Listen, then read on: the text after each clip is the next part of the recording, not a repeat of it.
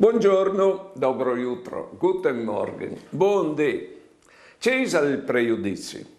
Alle crodi di conoscere e di sapere di una persona o di una situazione, c'è di fatto sapere la verità.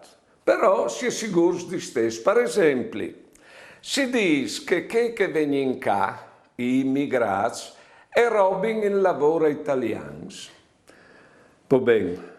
Intanto, gli immigrati in Italia sono il 8,3% della popolazione e sono il 10,2% di forze lavoro in Italia e a chi pensa i lavori che gli italiani non fanno.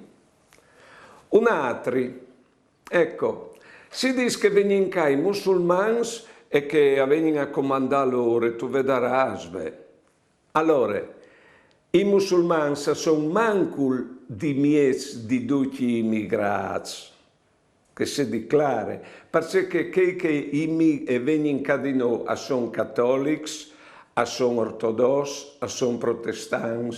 Ecco, tanto per dire, due pregiudizi sui immigrati che corrono che è un piacere e nessuna rettifica. Buone giornate e buone vite.